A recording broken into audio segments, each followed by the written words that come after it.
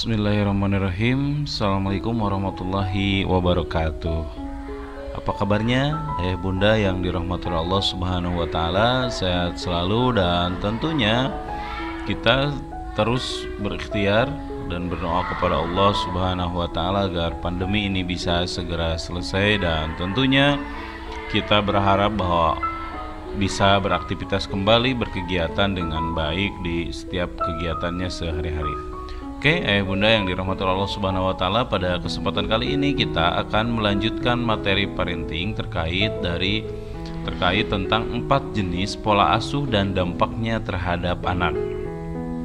Tentunya pola asuh adalah proses pengasuhan dalam diri seorang anak, dan tentunya ada beberapa jenis yang para ahli melihat dan meriset serta observasi dari pola asuh yang terjadi serta apa dampak terhadap anak itu sendiri. Oke, ayah bunda yang dirahmati Allah Subhanahu wa taala, sebelumnya di subscribe channel ini agar ayah bunda bisa terus mendapatkan update informasi dari kami. Oke, kita akan lanjut ke nomor pertama. Nah, nomor pertama dari jenis pola asuh, yang pertama adalah autoritarian atau otoriter. Gaya pengasuhan ini menekankan kepatuhan buta, disiplin keras, dan mengendalikan anak melalui hukuman atau ancaman. Perintah dari orang tua itu otoriter, jadi harus dipatuhi tanpa ada pertanyaan sedikit pun.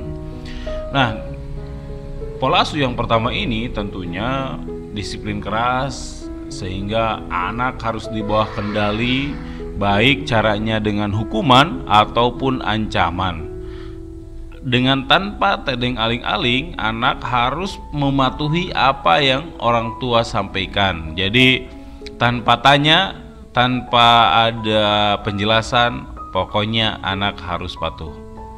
Nah, dampak pola asuh otoriter terhadap anak, yang pertama tentunya anak rendah diri karena dia merasa tidak dihargai, mudah bosan karena semua aturan harus dilaksanakan tanpa ada komunikasi dua arah, tertutup, kurang percaya diri, tingkat kreativitasnya juga rendah, mengerjakan hanya yang diperintahkan, inovasinya rendah, berarti tidak bisa menerima suasana yang baru dan cenderung memilih untuk sendiri karena dia punya frame dalam dirinya bahwa orang lain itu lebih berkuasa atas dirinya, sehingga dia lebih cenderung untuk memilih untuk dirinya sendiri. Kita akan lanjut yang kedua.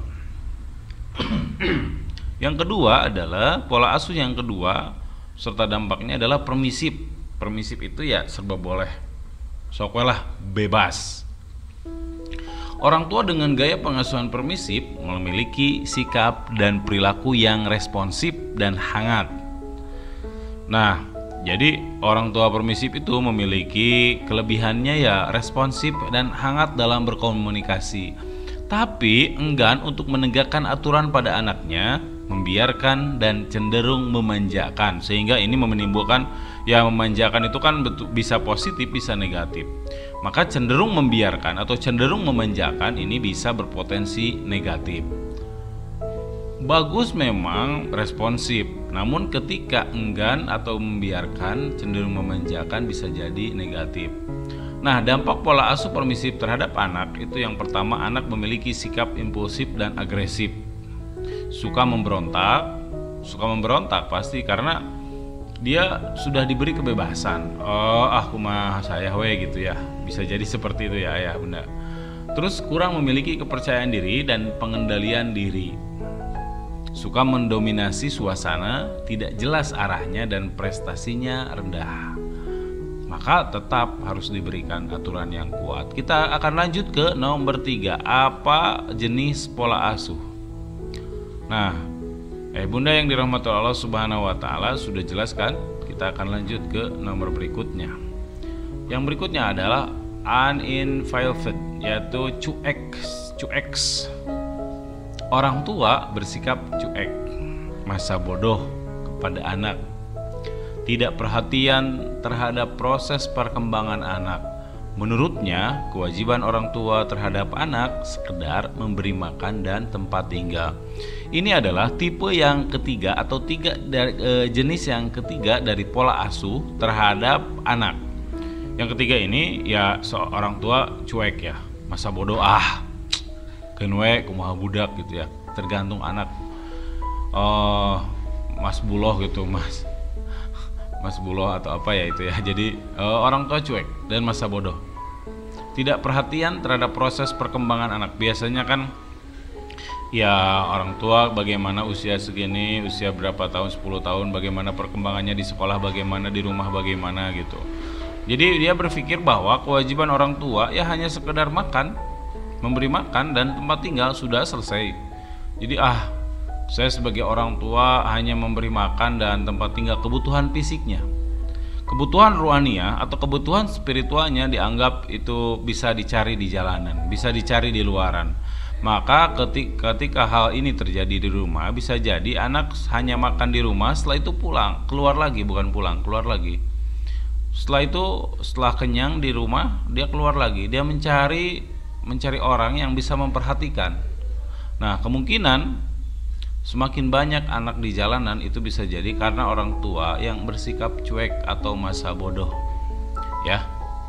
Jadi perhatian itu sangatlah bagus untuk proses perkembangan anak. Oke, itu yang ketiga ya. Kita akan lanjut ke yang keempat. Ini ada dampaknya nih.